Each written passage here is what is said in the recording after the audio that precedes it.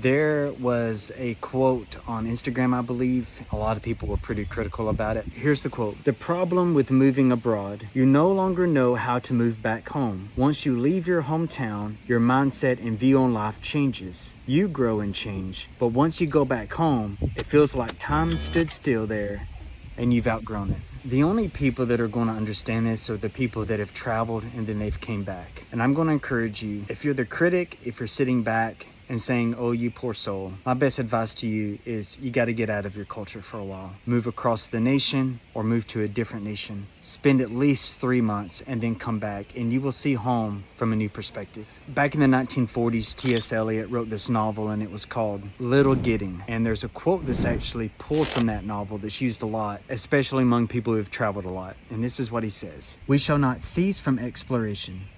And at the end of our exploring, we'll go back to where we started and we'll know that place for the first time." Until you travel, until you get out of your home culture, and I don't mean, a 2-week vacation. I mean, at least 3 months living somewhere different. When you go back home, you will see that place very differently. You'll see the people differently. You'll see the mindset differently, and it's because you're different. And the only way you're going to understand that is if you get out of town. You got to get out of the area where you grew up. We have this principle that's ingrained inside us, and I believe it's been there since birth. I believe that our Creator did that. Whether you call the Creator God or supreme intelligence, divine intelligence, I don't care. But whatever created us, I believe that we're programmed to want to be better. How that plays out for each person is very different. If it's in us to be better, if it's in us to strive to be better, and you've never lived outside your home culture, I'm going to challenge you to do so.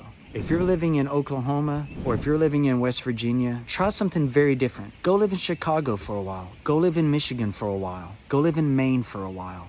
Go to Canada. Go check out Calgary, Alberta, Canada. The national parks there are beautiful. Go to Alaska. Go to New York City. Go to Key West, Florida. Just go somewhere different and spend 3 months there. And I'm telling you, you will be amazed at how much it will cause you to grow. And when you come back home, you're going to see it very differently because you're different. Now, there was this Norwegian or Swedish writer, I don't remember which nation he was from, but he wrote a book called The Immigrants. I believe it was Norway. It was about people leaving Norway and trying to settle in the United States back in the 1920s. And for years, I had this quote at the bottom of my email signatures. And the reason was because by the time I was 30, I'd been to 30 different countries. And I don't mean I went to the airport. I mean, I spent significant time in these countries. And I was from a town of 800 people in rural Alabama. So for me to go spend 3 months, sometimes longer in other places, and then to try to come back to the farm town, it was hard. When you come back home and you have this sense that the people that you grew up with and the people that you knew and loved your entire life, that they're living inside an echo chamber, it's very difficult. It's nostalgic and it's wonderful to be back home, but then it's heart-wrenching at the same time because you don't feel like you belong there anymore.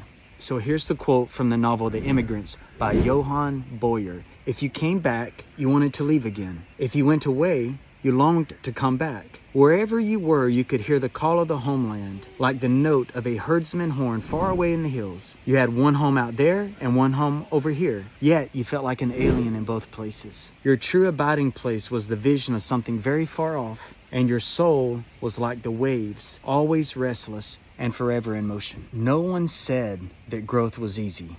No one said that living in a different place and trying to come home again was going to be easy, but you need to do it. If you've never done it before, you have no right to knock other people or have opinion on the matter.